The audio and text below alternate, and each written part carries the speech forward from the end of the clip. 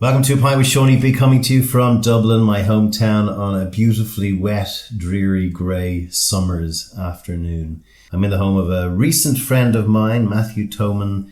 There's very few people who can go from boom to bust by the time they're 30. He's done that. He's come out the other end with a whole system and program and a desire to share his experience and help other people, which is amazing, and we're going to hear a little bit about that. He's mainly known as one of Ireland's renowned up-and-coming producers, runs a production company called Bankhouse Productions. He seems to be making movies every time I see him, different ones. I don't know how he does that because I've only made one in my whole career. How are you, sir? Hi, Sean. Thanks for... We finally got this off the ground. We've been trying to do this for about 3 months. I know, thanks for inviting me on, yeah. Not at all. Thank you.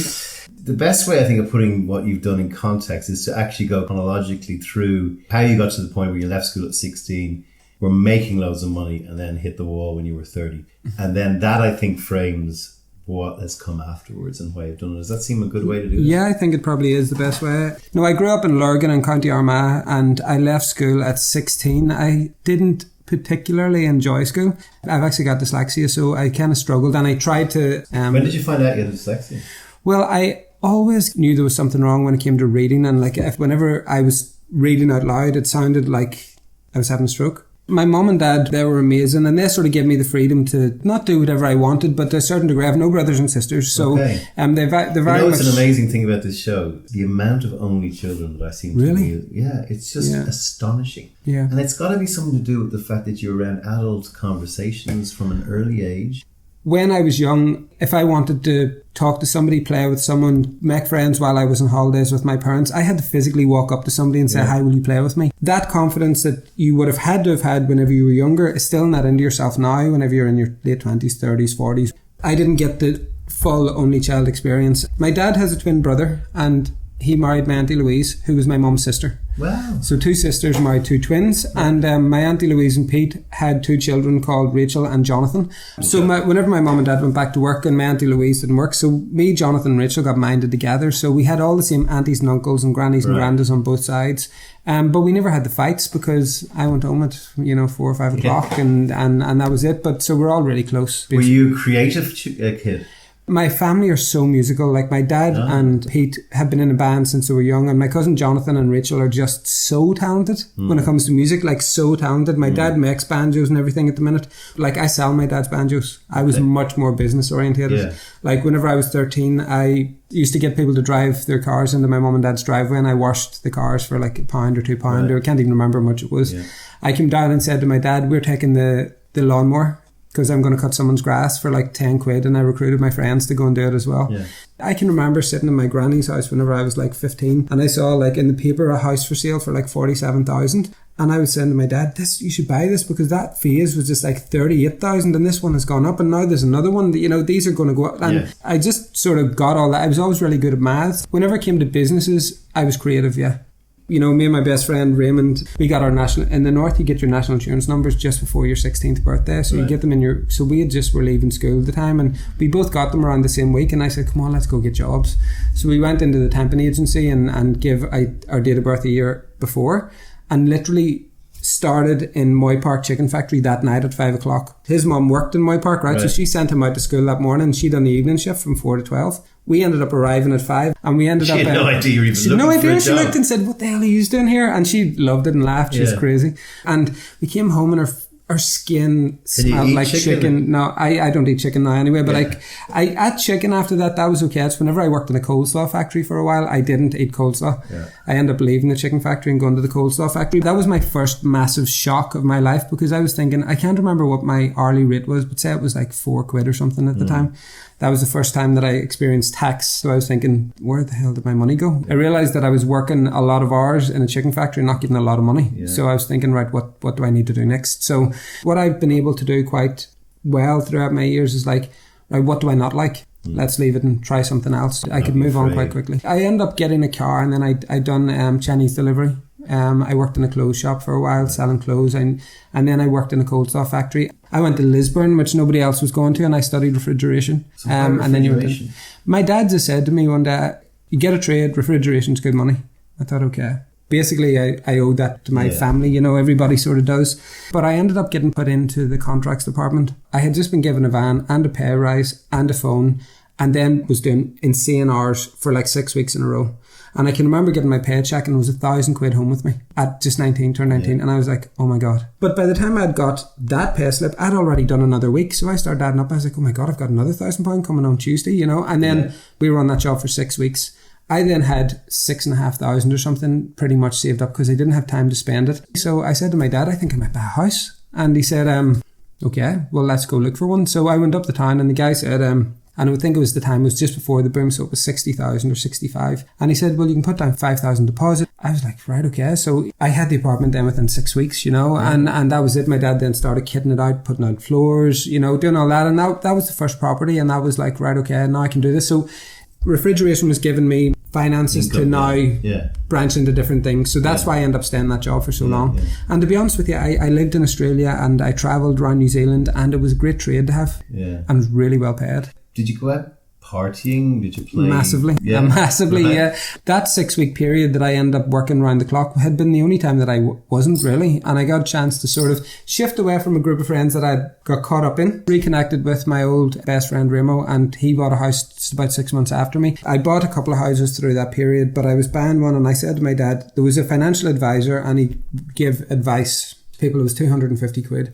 So I rang my dad and I said, yeah, I've got an appointment with this financial advisor. And he said, all right, okay, how much is that? And I said, 250 quid.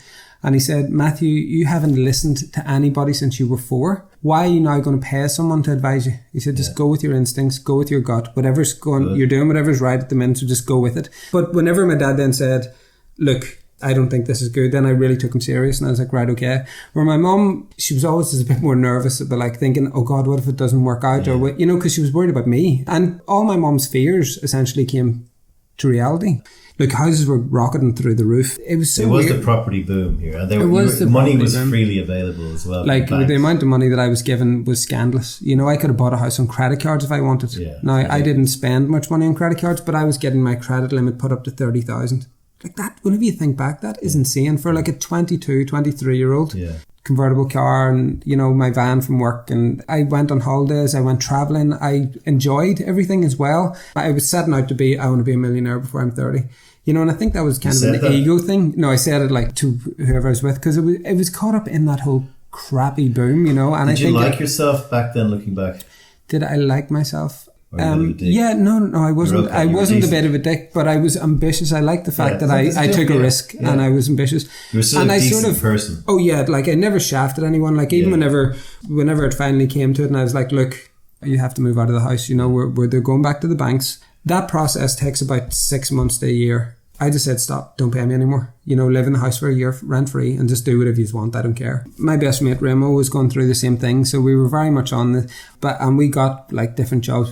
He was an electrician and I said, let's start a business putting in alarms. He was like, right, let's go. And the both of us ended up doing that for a while. So, I mean, we always were like very salesy. So we're always quite nice. You know what I mean? And just go back to those things, like, because a lot of people, the idea of setting up a business, you have to do the paperwork to set up the business. You got to register the business. You got to do Whenever we were younger, we didn't set up the business. Okay. Sort of, we didn't even know what we were doing. To be honest with you, we went and started with a flyer. You know, we were like, "What are we going to call this place?" Yeah. That was young, you know, so we didn't really know. And then as we started to find out, the lawnmower and car washing, big thing, you know, you like winging it and just going through. How important you was learn your so friend much in all this?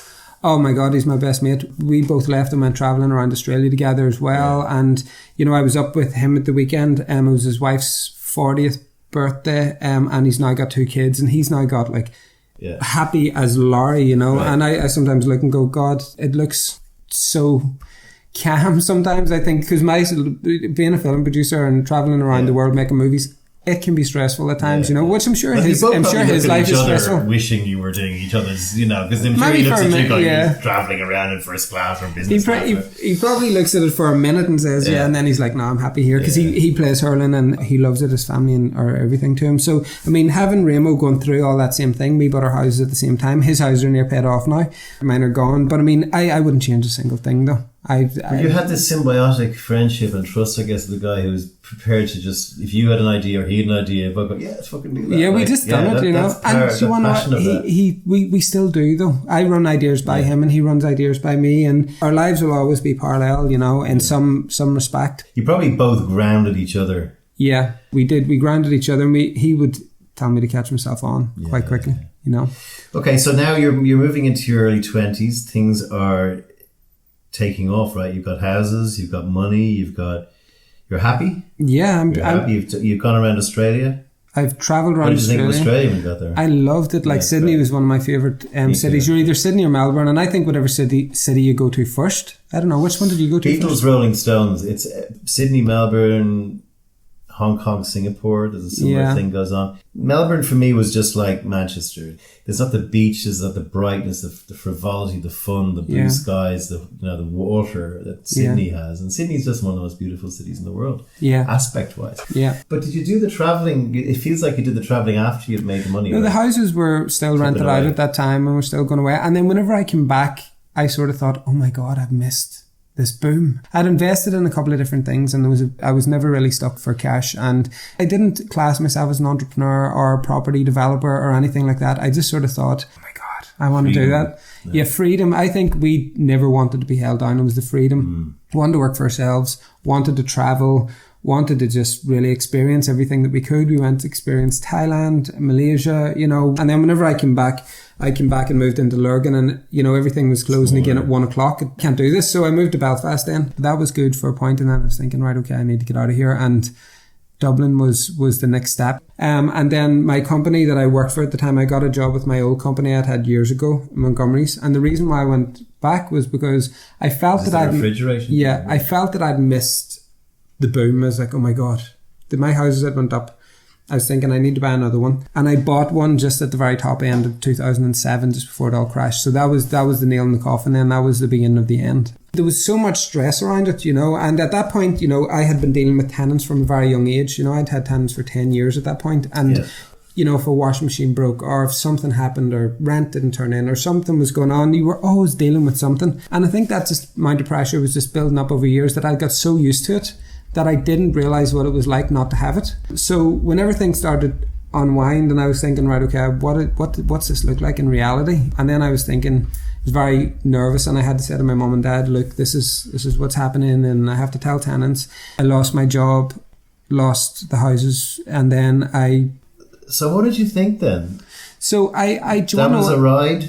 Well, do you want to know what I did think at that time? I was thinking, am I really happy where I'm at right now? And you were reading, I don't know, if, like, especially in the south, you were seeing it much, much more. People pulling over to the side of the road, putting a hose in the side of the car and gassing themselves. One of my friends did it. You know, the hospital and there was people literally just killing themselves over money. And they were saying, you know, they couldn't survive. And I just thought to myself, I'm not going to be that person. There is no way. And I said to my mum, I'm going to give up the houses. And said, oh my God, what are you going to do? And you have to tell them. And I said, look, would you rather that I killed myself? You know, because basically that's what people are doing. But I mean, I want to talk a little bit about suicide, because I haven't talked about it on the podcast. And you're right, that is the time when they were spiking. I was away in Asia at the time.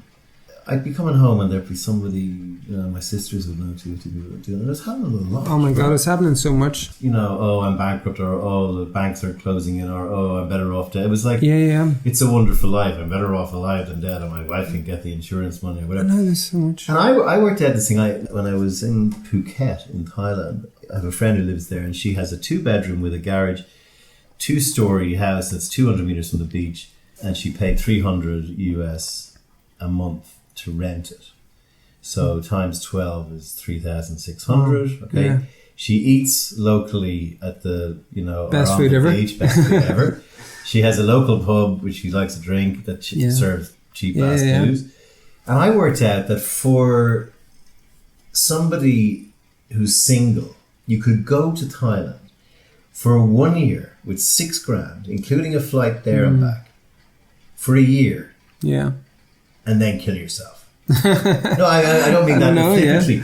Promise me you'll do a year there, and the whole world view will change. Oh, like, I mean, I spent time in Thailand as well, and I'm not just saying Thailand. It could be but anywhere. it is so cheap to live. And like we done that at the end of our travelling, and you were able to live like a king. But look, going back to the suicide thing, is what you said is like I've never been suicidal, thankfully, in my life. I talk too much to be suicidal. If I've got a problem, I say it out loud. My mum says, Matthew, sometimes you should hold back a bit and maybe not say it. And I said, what? No way. If you don't.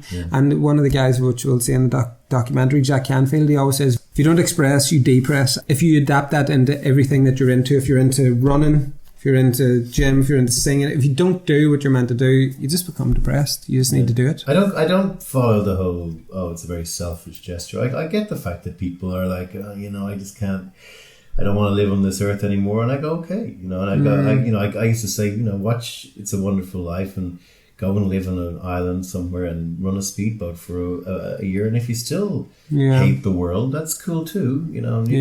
I just think don't do it in a way that little children find you in some weird. Do it. I know. I just say like just don't do it. I'm not pro suicide, but I'm also against always people go, it's a very selfish move. But people are fucked up and they do not want to be here, and I get that. Yeah, I don't really give it too much thought either. I hear about it so much from just different, if someone rings from home and says so-and-so passed away and this is how or this is why, I feel sorry for that person for a minute, and then I'm like, look, I can't hang on that because it just would consume me, and I'd feel if I was to go to every funeral that was up the north and from my home, I'd be up every week, and that will have a knock-on effect on your well-being. We're going to come to the evolution of success because this is the whole, I guess, end point we're going to come to in the podcast. But you've been basically picking up life experiences as you go, remembering them, storing them, listening to people that you found interesting, ignoring people sometimes, but at least listening to them, as you used to say about your dad or even financial advisors, making a lot of money, losing a lot of money. So this is all happening to you at a very young age. And I didn't really know it was happening. So but whenever everything crashed and it was like, right, that's it. Whenever I went and met the finance guy and he said, now that you're doing this, you don't pay anybody anymore. You can't pay anybody in like my whole life, essentially. I take over from here. I deal with all your creditors directly, blah, blah, blah. I have never felt weight lifted off me, ever. Like I actually came out of that meeting and I almost felt like, is this even happening? Yeah. Like, because I didn't realize the amount of pressure I'd been under with people ringing, behind on bills, behind on this, lost your job. And he said, the houses, you don't have to pay any mortgage on them anymore. I'll look after it from here. I rebuilt my life from there, and I rebuilt it. That's when it started. It wasn't a life though that was crap. I tell you what, well, it wasn't crap, and I was very grateful looking back for all the experiences I got, but it wasn't the life that I wanted. I didn't want to have houses, I don't think. I think I bought them at a time whenever it's like getting a tattoo when you're 19. There's a good chance you want to get that removed at some point. So I was making these big decisions at a young age without really realising what I was doing because I was going full steam ahead into them. I wasn't going to look for another job in a refrigeration company. I wasn't going to try and get another mortgage to buy a house somewhere else. That was not the case. Yeah, travel, like experience in Thailand whenever people can live for so cheap and they're so happy. I was leaving my ego in Belfast, what other people thought about me. If I can even remember, my uncle Pete, he came down once and he said, there's a car out there, do you think you should buy it? It was a yellow Cinquecento. And I laughed and I said, are you crazy? There's no way I'm buying that. And then the more I thought about it, I thought, you want to know what? I can't actually afford anything else. Fuck it, I'm going to buy it. So my two pugs had just had pugs and we'd sold them for, $1,000 each. Yeah. Everybody in the family works. My mum and dad took the money because they looked after them and I said, look, all I want is just that car. So I bought that yellow Cinquecento and I drove it down to Dublin. Did you feel you let your parents down? I didn't. They never put you under that? No, never, Jesus. No, right. I didn't. I didn't. There's a lot of tutting parents. My mum never would have went and said to her friends, oh God, Matthew's bought a new house, or Matthew. Yeah. She was always like, just keep it on down low because you don't know what's going to happen. Yeah. She's always said that. She was right eventually. Oh no, she was right. Like, I mean, this is the thing. And I ended up in a situation where I was like, I know who I don't want to be anymore. What do I do next? Okay. Even though I didn't have that much money. I always know that I have the ability to make money. I can go and get a job in a car wash. You can do that for 5 days of the week and you get what, $500-$600, yeah. I don't really focus on not having money. I focus on now what makes me happy and stuff like that. Yeah. And I was still trying to work all this out at that point. So everybody used to always say to me, God, you should be an actor, or do you never act or anything like that? So I thought to myself, maybe I should be an actor. So I went to do an acting class. It was the best thing I'd done because I had to get up and stand up in front of people and act. But I wasn't great and it wasn't something that I loved to do. But I ended up being in a class with the director, Jason Figgis, and he ended up saying to me, look, I've got a small part in a movie, would you like it? Within about 2 months of joining my acting class, I was on set for the first time. What was the movie? It was called The Ecstasy of Isabel Mann. It was like a horror, low budget. I was covered in makeup or whatever. But he said, look, we've got this other movie coming up. Would you like a part of Roland? And it was a bigger role. And I thought, yeah, let's do this. So I ended up in that movie. In the middle of it, something happened between the producer and himself, and there was nobody there to finish the movie. So he said, look, we don't have a producer at the minute. And I said, well, what does the producer do? I didn't even know. But I didn't do everything that a producer does. I just done what instinctively I had to do. I was like, right, well, we need to get a location, so let's get a location. So I just rang and got a location down in Galway. We need to get everybody there, right, we'll hire cars, let's go. Okay, we need lunch, let's just go to the shop and buy lunch. So really, like, what do I do next? But because I had always been been dealing with people about money, about rent, about mortgages, about finance, about all that, like money side of things, I'm okay. I can talk about. People in the creative world can't. Not all of them can anyway. Some of them can. So I was actually doing these acting classes, and by the time we'd done the second movie, I was calling myself an actor on the dole, loving life. And I was sort of thinking, I'm going to give this a bash as in the acting world. Stepping into sort of finishing off producing that second movie, I was like, no, this feels more like home, because I'm back in business. I'm back in bartering for stuff and saying, look, give us that and we'll give you this, or let's do this and we'll do that. And that was just really like me back having a buzz about what I'm doing. But I was doing it in a world where I was creative. I was around makeup artists and cameramen and directors, and did not feel like work. And I was thinking, do people actually get paid for this? I wasn't getting paid for it at the time. I stayed with that production company for a couple of years, just doing bits and pieces with them, and saying like, how do you do this and how do you do that? And I was on the dole, and because I was from the north, the dole office kept sending people out to me saying like, do you live here? And I was thinking, yes, I live here. We need to see your bedroom. I was like, look, I don't want to be on here, because I wanted to open my own business. And I just said to this girl who called to my house one day, I don't want to be here. Like, what do I do? And we both left my apartment on Thomas Street that day and went to the Thomas Street dole office. And I sat down with this woman, and she's like, look, this is what you do about getting back to work. And the dole office ended up helping me with a back to work scheme to open my own business. Inner City Enterprise, ICE. Absolutely brilliant. I went and met them, and they said, what do you want to do? And I said, look, I want to have a film production company. I said, I want to do movies around the world. I want to have premieres in LA. I want to have this. I want to have that. And they were like, okay, pare that back a bit, Matthew. Can we just bring it back where people will actually believe you? I said, okay, let's go then. We ended up going through doing local promo videos and doing all these different things. And then they put me on the back to start your own business scheme, where they give you your allowance support for 1 year, 70% for the next year, to get yourself on your feet, which was an absolute lifesaver. It was brilliant. It's still there. People need to know that there is help out there, and just you have to ask. And every weakness that I had got at that time, I've now realised that that's my strength. That's why people will say, okay, I'll help you out because I see you're going through a hard time. Yeah, let's just go with that. So we call it that was a Bankhouse was born in that day. What year was that? That was 2014. Not far so off. You got this break from the government, and then you had part of your business plan or proposition to them. You're saying, I'm going to make movies all over the world. Yeah. Where did the idea? So you did the acting course. Did you? And the production of that guy's movie. Did you just go, this is kind of an amalgam of all the things? Yeah, kind of. And it was. I mean, how do you do that? Do you chunk things? The paperwork. Now how I do it is like, at that point I was like, I used to take a lot on myself. Now I delegate. So it's like Daniel, who works with me, said, it's not how we do this, it's who. Right. So we're like, right, who can we put on that can do this? And that's how we sort of spread that now. But yes, before I would have took it all on myself and worked around the clock and probably made myself somewhat sick. But you want to know what? I actually work with people that are flipping amazing. They're better than me, and that's what I try to aim for. How do you find those people? They just come into my life. Weirdly, it's crazy. Right. Like, I mean, do you constantly look at people that you meet? I don't mean this to sound sinister, but like, do you seek out? I kind of know people who I see like potential in people, and I think that I've got a really good way of bringing the best potential to the forefront. And like Daniel ended up writing a movie, right, called Dive, and I think we had a table read on the 1st of March. We turned on cameras on the 11th of March. We had the premiere of the movie on the 17th of May, 66 days later. And then we released in cinemas nationwide on the 18th of May for a week. And we got kept on 2 cinemas for another week. Ask anybody if that's possible, and they will say no. A movie which was a Rodriguez style film, and it took us 6 weeks to shoot the bloody thing, not to mind. We 3 years of post-production. Score, post-production, everything. And I mean, the movie had got 3 out of 5 stars with the Irish Times. You know, we were in Galway this year. How much of it is your naivety? A lot.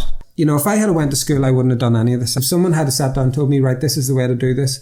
That's why I sort of think, listen to everything in school, take all the information you can, but then throw it out the window and go with your gut instinct. If someone says you can't do this that way, then I take great joy in sort of proving them that they can. Do you think you have to know what you're zagging away from loosely? In other words, know a little bit about it. And then well, I know, like, I mean, I know what I need to do with, like, some of his call sheets, and I know who to put on the team, essentially. And that is something that you learn and you make mistakes all the way through. Does the industry frown upon it? No, look at you with amusement at some of the sometimes the way you do this. I don't know. I mean, a cinema going, a cinema owner knows enough about movies. You did not just sit and read this on a table on the 11th of March. And, We get into some cinemas, I'm not going to say which ones, on the 1 minute teaser, and that's how much they believed in what we were doing. Yeah. When I was around, growing up in the 80s, Ireland was very much looking for and prostituting itself in a good way to overseas filmmaking. And one of the reasons why Game of Thrones and Private Ryan and so many of these movies and TV series that are made here is that we have a huge talent base based on that investment, based on tax breaks. Ireland has serious talent. Like, everybody I work with is extremely talented, and I've had like a ball all the way through it. Whenever I sat down and said, I said to Shane, in Inner City Enterprise, I want to do movies all around the world. In 2014, at my business had been open a year, and Ger Walsh came to me and he sent me his movie a day like today, and I thought, God, that movie's brilliant, Ger. I said, God, he's done it for 600 quid and by himself with the 600D and 2 really, really strong actors. And I thought, God, if he had a bit of budget, he's a seriously talented guy.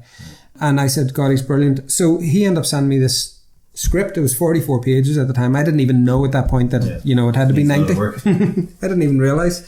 So he had been working with another producer who was developing the script with him. And I thought, right, okay, well, they've got that under control. He said, do you want to make this movie? And I said, yeah, let's go. This was towards the end of August. And he said, the only thing is, Dara O'Toole, who's in Red Rock, is back filming on the 27th of September. And he has to shave for Red Rock. Said, we need to shoot it before then. Naive as anything again. I ended up jumping in, shooting the movie, got it wrapped before the 27th. In that movie, we ended up premiering in Galway, winning Fingal, winning a festival in London, went to Indie Cork, went to Cam Mirage, one of the best cinematography festivals in the world. The 5 movies that got picked were Sing Street, Sanctuary, A Date for Mad Mary, something else, and then South, our movie. And Inner City Enterprise ended up having an award ceremony, and Bankhouse actually won Most Innovative Business of 2015 just because of our sheer extreme hard work. What did the other production companies think of you?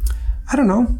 I don't care. I don't really care. No, I mean, I don't think there's any. Since 2015, I've got, between short films and feature films, we've made 3 feature films, a feature documentary. We've got a feature documentary in post-production on homeless World Cup street leagues, featuring Colin Farrell, which is exciting.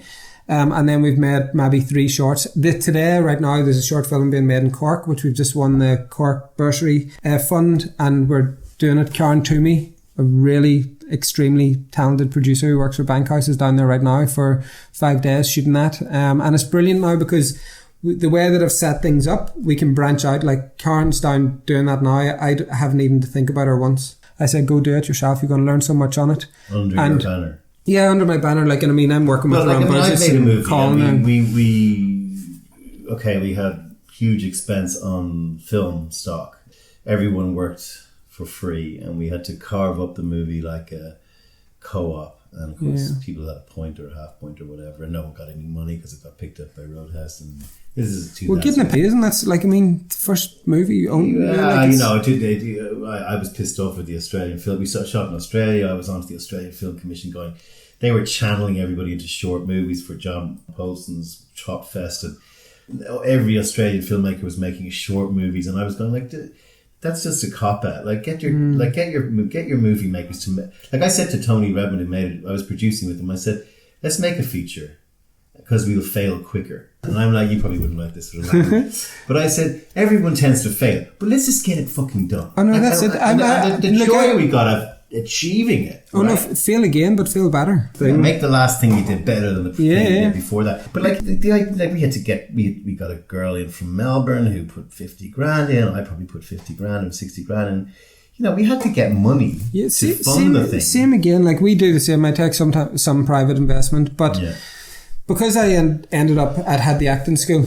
But at that point, I was like, okay, what is going on in the acting world? And we ended up opening Feature Film School, which was an acting course, and it ended up giving the actors an opportunity to do a workshop with the director, use that money that they paid in their workshops, reinvest it into the film, and then you go and make a movie. Yes, right. So we've done that 3 times now. We're just going to launch for our next course. Acting in film schools in Dublin, Ballyfermot or wherever they are, they go, this is highly irregular. I think at that time a lot of people said, "Oh, who are they? What are they doing?" You know. But I guess I don't know. Yeah, we are. I got approached by a few different people that really made me realise we're very much on the radar.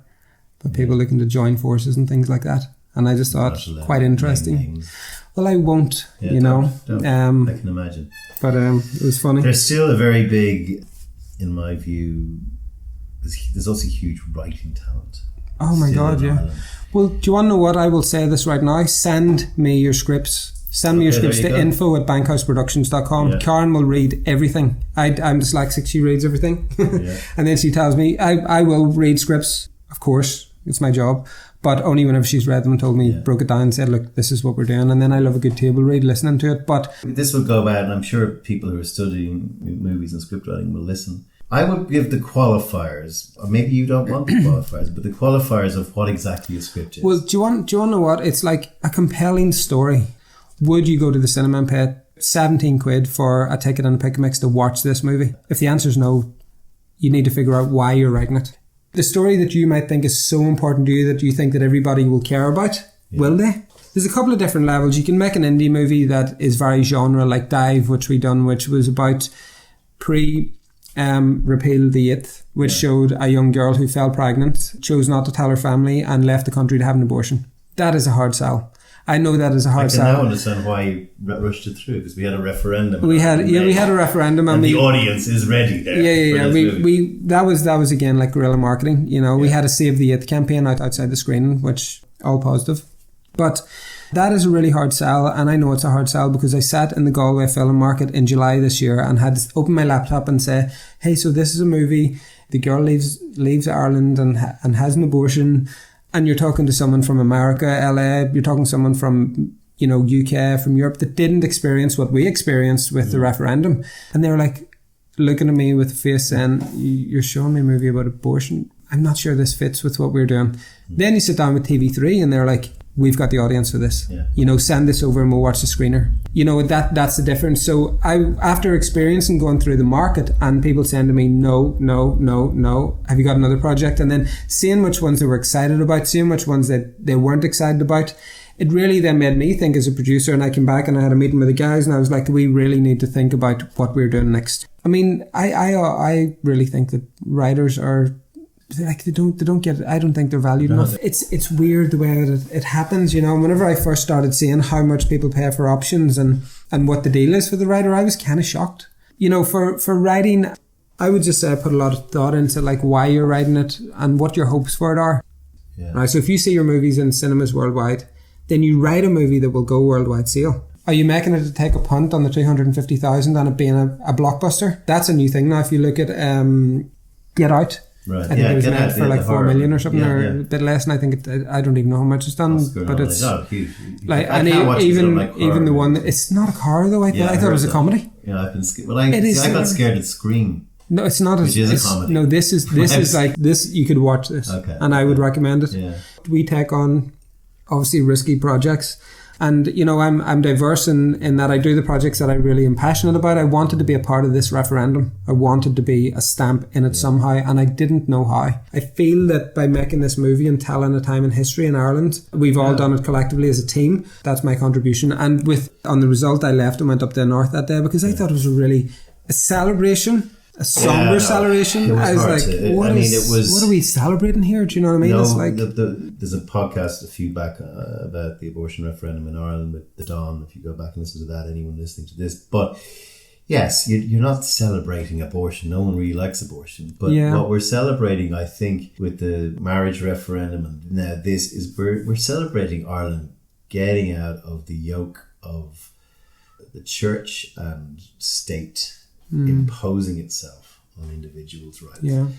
It wasn't dancing in the streets. It was a landslide victory. It was at a very simple level, you vote yes. At a very simple level, it's like we have lots of people having an abortion. We're not providing for them. We're brushing them under the carpet and sending them to Britain of all places. How funny, right? When you get into the weeds of abortion, it becomes very fraught and very difficult. And you're, rape victims, and you have this, and you've got infant fetal abnormalities, and it gets messy, so to speak. And that's how we voted. We've always said, we work out a way that allows something that's going to happen anyway, hopefully less of it, all that stuff, but in a country that is at least able to look after its the way that I looked at that was, at least people can have a conversation about it. They were not breaking the law, so you're not going to get arrested or anything like that. With the marriage referendum and this referendum, look, Ireland is good at where it used to be. Where it used to be like, don't talk about this, don't talk about that. And do you want to know what? It's from the north as well. You're a storyteller. So, yeah, look, we have to tell stories. We're in that mode where we're like, we've come off a few somber projects and we're like, okay, let's have a laugh. And the shift that they're shooting in Cork today is about the kids going away to the Gaeltacht and having the first shift. It's very, very funny. It's brilliant. And I'm not surprised that it won. And, I could see us doing great things with that short. Are you making money? Yeah, we're making money. Yeah. That's great. It's actually very hard to make money. We've got an office in Tamble Bar, 4 people working for me. I've got like yesterday there was 45 people on set, including extras with Karen down in Cork. We work in LA, we're working in London now. What I've done as well is I've created Bankhouse Media. We have bigger clients now, which we look after their TV ads, their radio ads, all their online content. We build their sales funnels. We build out their, I've just been really innovative and looked and said, right, okay, where's the world going right now? Everything's online. People buy online. People buy on Instagram. People buy on that. So I get that. And I'm like, right, okay, well, how do I serve that customer? Because that is something that I'm interested in. It's something that I believe that I can add value in. And I'm like, right, okay, so we do a lot of sales videos and, corporate and sales world pay well. The ad business and stuff like that. It's the ad business, so the artistic it's like version that. of and we've got the acting school and it's working away and we're very happy with that as well. It does really well for us. And then I have, which I'm about to launch, which is the Evolution of Success, which is a whole big, massive entity in itself. And it's very overwhelming. Let's finish the podcast on the Evolution of Success because we've been hitting... Yeah. This is the light at the end of our tunnel and possibly your tunnel. So explain what the evolution of success is. So whenever I went through the hard times and I was afraid to tell people that I was on unemployment and I was like, oh my God, what am I don't know what to do. I was lost. Did I fall into depression? I don't, maybe a form of it. I don't know. I didn't have anything really dark going on in my life, but I did feel a bit lonely at times because I didn't have the balls to tell people what was going on. And I didn't think the people that I was going to tell was going to be able to help me anyway. So I didn't want to burden anybody with it. But anyway, I read self-help books and I looked at different things and I started asking questions and I ended up in a position where I had my own company making movies. So whenever I was out in LA at the end of 2013, I had met a guy called Steve G. Jones who ended up becoming my mentor. I said to him, Steve, I don't know what to do. I've lost everything at home and I haven't really told anybody. He said, forget about it. What do you want to do with your life? And I said, I want to be a film producer. He said, well, go be a film producer. And I said, what do you mean though? And he just said, just do it. Just do it, right? So he had given me the spark back in that I've had whenever I was fucking 15. Do you know what I mean? He reignited that for me. That was December 2013. I didn't see him till about February 2015, and I told him, I've just done this movie, South. I've just done this. I showed him South, and he was like, oh my God. He said, you're like a absolute example of the law of attraction and about all these different things. He goes, how'd you do it? And I said, well, I've done this and done this. And he said, you should make a documentary about this. And I said, well, who would be in my documentary, And he said, well, I would be in it. And I said, okay, because he's got a profile in the personal development world. And he said Joe Vitale would be in it. And Joe Vitale was someone in The Secret that I read and followed Joe and downloaded his books. And I goes, Joe Vitale would be in it. He picked up his phone, he rang, hey Joe, I'm with this Irish guy, he's looking to make a documentary on success, would you be in? And he said, yeah, of course I would. And that's how it started. I came away, I wrote the treatment of it. I was going to call it several different names, and then the Evolution of Success just came. I ended up being then brought into a mastermind group with a guy called Peter Hallam. He owns a mastermind called The Bug Free Mind. Going out to a mastermind, I ended up meeting up with Jack Canfield. Jack Canfield wrote Chicken Soup for the Soul. I was sitting with him. I was with him for 3 days in Vegas, and I was filming with him, and I was thinking, wow, how the hell has this happened? You know, how has this happened? Yeah. And the evolution of success has ended up with the director of it, Daniel Holmes, who directed everything through the edit. He's a genius. We're working very closely on everything now. We've now created, which will be 12 tools that I have put into my toolbox that I have adapted into my life, such as, you know, visualization, meditation, journaling, asking for help, unlearning your belief systems, which is a massive one. We're starting to test next month, and then we're going to go for a full launch next year. So it's finished? It's finished completely. Okay, so let me be devil's advocate here. The secret. Let's talk about the secret. I know your guys are involved in High if you're listening, but there's this pull yourself up by the bootstraps approach, you know, that it's all on you. It's all on the individual. All you got to do is get your head right. Go after the things that you really desire. If you reach out to the universe will reach back out into you and deliver the things that you most desire and all this kind of stuff. And has been proven, your story we've just covered for the last hour. It's not that easy what you just said there, though. That's what I'm coming back to. Yeah. That's what I'm coming back to. That not everyone's as smart as you. IQ is there for a reason. You've probably got an IQ somewhere around the 140, 150 mark. I don't even know what that but even you know, would mean. You know? But the IQ means 100 is normal. Okay. It means there are people with 60. And those people don't have any bootstraps. So how we start off with it in the evolution of success, right, is the first part of it is like redefining success. You know, success could be having a lot of money. It could, like as Jack Canfield says, he's had a lot of money in the bank. He's had fame. He's had all these different things, and he doesn't refine any of that as being success now. So it's like you have to redefine what success is to you, and block out what you're being told on Instagram, what you're being told on the Daily Mail, what you're being told by influencers. Oh, you have to have X amount of followers. You have to X amount of no. Take yourself back and go like, right, okay, where's my life right now, and what would genuinely make me happy? Yeah. Some people, it's just being married with 3 children, and their life is completely complete with a lovely husband and all that. But they're in their job, and they're competing with the girl next door to them that has Louboutins, and they think, I need to have Louboutins. No, you don't. Yeah. You need to really go right back to the ground and say, what do I want, and who am I, and what is success to me? Because we are literally told what success is. We are told what success is by society. Society tells you it's status and it's financial status above everything. Yeah, all these different things. When I give up advertising, everyone goes, you're mad. What are you doing? You're at the most, you know, the pinnacle of your life. I feel like I could be a CEO. But I could be but how do you feel whenever you record a podcast, whenever you're sitting down to edit it? I sit down to edit these things, and I think my joke is you'll be probably numbered at 99 or maybe 100. I've never done 100 of anything, except maybe rice. That's it, you know, and it's like... No, and it fills a hole. It goes into then, you know, working out what do you class as success, and it's okay not to hit all these other things that you're aiming to hit. And then it goes into goal setting. How do you set goals in around your life that are going to make you happy? And I'm talking about going out for a walk. I'm talking about, like, with the evolution of success in the documentary that we're doing, I started listening to Gary Vee's book the other week, and he's somebody that I sort of follow on Instagram, and I don't know if I follow him at the minute or not. It's very intense. And Gary Vaynerchuk. I started to listen to it, right? I thought, oh my God, this book is like how to build your personal brand, how to do this, how to do this, how to do this. Now, I have several different companies with people working for me, a lot of clients, movies going all over the place, and I felt overwhelmed by what he was saying. I know Gary, and I've worked with him, but Gary's you're not dissimilar types of characters, but Gary, from what I can remember, his father had a wine business in New Jersey, and he just started doing little videos talking about the wine, and then it grew, and it was kind of organic. No, it grew, right? Yeah. But the thing is, he started with 6 million. That went to 60 million. 4 million or else went to 60. But I mean, that's still 4 million. He wasn't, like, I'm talking about, whenever I was getting 188 quid on the dole, and genuinely, like, robbing Peter to pay Paul to pay rent, which was 440 quid a month, that person needs to understand that they can pull themselves out of it, and it is by redefining what success is. Journaling is brilliant. It's free, like, you get a piece of paper and you just start writing down your thoughts. I feel like this, I feel like that, I don't know what's going on right now, but what do I want? Then write, like, how would a perfect day look for yourself?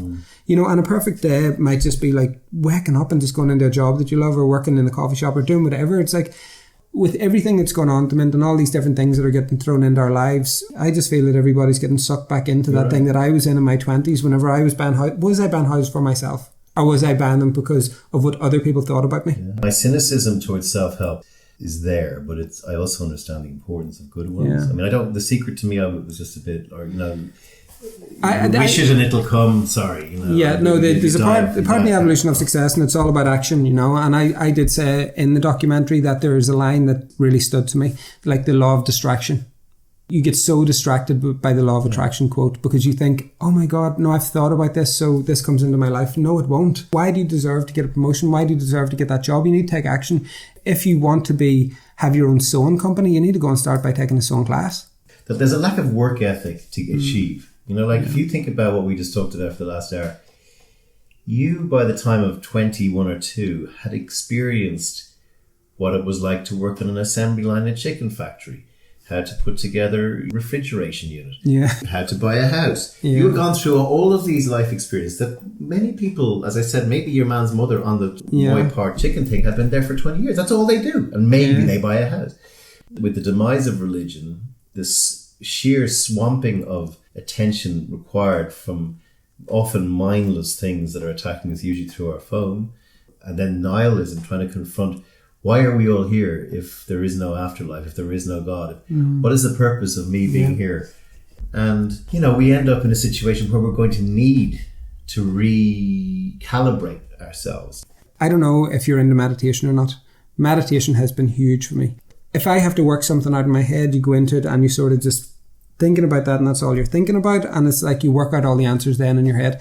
So many different things come in and just works out in my head. You got off the booze. What happened there? So I got off the booze. So with my job, I was living in Camden Street in Dublin, which is a pretty lively, whatever, and going on all night. So that paired with travelling back and forth to LA, which was as soon as you get into the airport, you have pint, drinking the whole trip. All the decisions I made was all to do with drink. I sort of thought, okay, what's going on here? Has this got a grip of me? So about 2 years before I stopped, I knew that I was going to stop at some point, but it was just after my 30th birthday sort of, and I thought, okay, I want to give up drink. And then I just had a couple of different things happen. My stomach kept bloating out. Turned out I had diverticulitis, hiatus hernia. I got a bit of a fright. I stopped overnight. That was it. I just literally said I have to do this. And then I ended up giving up meat because my stomach was just in a place where I didn't know what was going on with it. So I gave up everything that would have given it a hard time. And now my stomach is flipping great. Like I feel healthier, fitter, mentally, physically. I probably think I'm in better shape now than I've ever been in my entire life. My head's in such a good place that I can make movies in 66 days and get them released into cinemas. Well, I was going to say, I give up booze twice a year for a month. And I have done since I was 19. We're both Irish. We both have a gene in us that can go askew or can send us askew, and it's a very dangerous thing. Yeah. And a lot of people do this. A lot of people do it from different reasons. They give up for fear, or because they feel they're an alcoholic or becoming one.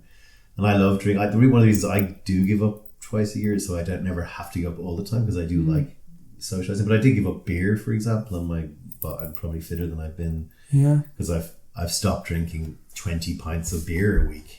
Well, that's it. It's going to help. I mean, I drink vodka now, but the idea that it actually does stop you from being your most productive, I will 100% agree with. I can't bound out of bed when I've been out on the night at 8 in the morning. I will procrastinate more. Oh, there was decisions being made in business that whenever I look back now, was just crazy. That I was making them emotionally because I was always hungover or whatever. Touching on the alcoholic thing, was I an alcoholic? I don't think so, because I stopped so easily. But I think we need to redefine what an alcoholic is. It's not just someone who has to go to meetings. It's not someone who just has to seek support all the time. But I mean, look how many people binge drink at the weekends now. Look how many people try to stop. Like, I have so many friends in my life that try to stop drinking. They say, oh my God, I wish I could just stop like you. And I can't even come on it for a month with me. Yeah.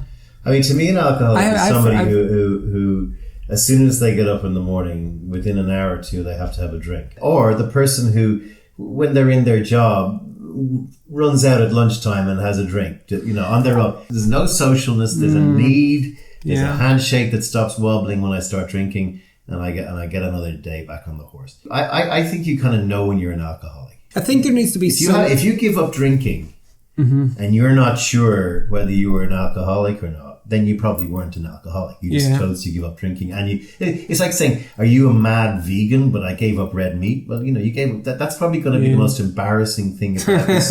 No, about humanity in 100 years' time.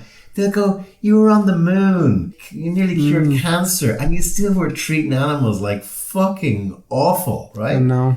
And you still liked your burgers, didn't you? And you still ate them. And you sat on your podcast saying, oh, maybe I should stop eating red meat. But I mean, that's hugely advanced. I mean, smoking will kill me, but something's got to. But like this idea of how we treat other animals is just outrageous. Oh no, I think it's crazy. You know, I haven't had meat in about a year and a half now, and I don't think I will again. I did at one point try to go back on. Does it make you sick thinking of eating it?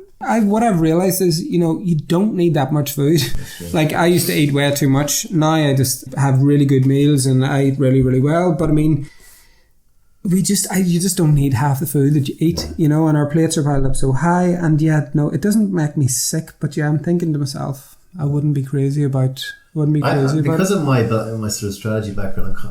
I want the world to, maybe you can do this, come up with a solution that gets us off meat. Yeah. Okay, from next January, all restaurants can only serve meat 3 days a week. Well, weird stuff like there's that. a guy actually that I listened to his podcast the other day, Dunning podcast. His name is Norman Crowley, about green energy and like sorting out the whole plastic situation going on. And he says like the best way for people to go green is save money. If you want people to separate and you want to sort out this problem, then people need to start benefiting from that financially. Yeah. We're living in a society that there has to be something in it for people. Yeah. You know, and that's just the nature of the beast. The other side is I've lived in America for 8 years and I just see the complete, 1 in 3 people are close to or below the breadline. They go to big restaurants and they eat meat that's $1.99 or they eat pizza that's $99. It's very D4 of us to be sort of advanced in our thinking how animals are being treated and stuff like that. But the reality of living as a poor person in Dublin today, raising 2 kids and €233 a week. Oh my God, I don't know how people do it. I don't know how people do it. They buy shit meat products and they buy whatever they can get their hands on, sausages and beans and it's stuff. In survival mode, you know, and that's it. And it's like, in those situations that have to buy that meat or whatever, like, do what you got to do. Yeah. The way that I look at with like the evolution of success, do what you got to do at that time. If you have to take a job in a hosting job, or if you have to deliver Chineses, or if you have to work in a cold stuff factory, do it. Who cares? Drop your ego, drop everything, leave it at the door, do what you got to do, focus on what makes you happy in life and try to turn that into your full-time job. You know. So the evolution of success will be out when? Testing from next month online. We're releasing online through all of our partners. Include me on that. I will indeed, yeah. Last question for you. What does Mathew Toman say to young Mathew Toman? Chill out, just like everything. It's not a race, it's not a sprint, it's a marathon, I suppose. I'd probably tell a 16-year-old nothing. There was no what's the word? Okay, no fear at all, you know. No, so I'm more calculated, but the one that I would just say, like, just don't be so hard on yourself whenever times were crap, because I think that people actually are so hard on themselves, whether they're hard on themselves because of what other people think, or hard on themselves because they're like, this is not where I'm supposed to be. Yes, you're exactly where you're meant to be. You need to fucking own it and enjoy where you are, even though it's going to be difficult. And then that's the only way to get out of it. You know, gratitude is something that I have now written on my wall. It says gratitude is the absolute way to bring more into your life. And I've wrote that on my wall since 2010. If you feel grateful, you can't feel sad, you can't feel anger, you can't feel hurt, you can't feel upset. There's no other emotion can get in. If you're grateful for everything that's around you and the house that you live in and the people, even if the house that you live in isn't the house that you want to live in the long run, but if you're grateful that you've got a house right now, it's a good place to start. Jane Matthews, one of the guests on the show, mentioned to me that we only have 30 summers left. That really hit a chord at me. Jesus, don't ever say that to me again. Now, hold on, listen, she didn't mean it negatively. No, it's brilliant. Basically, we don't think how many we have until we have 15 left. And the last 5 are usually shit. So it was literally that kind of thing that got me to go, okay, I'm never going to go back to a 9 to 5.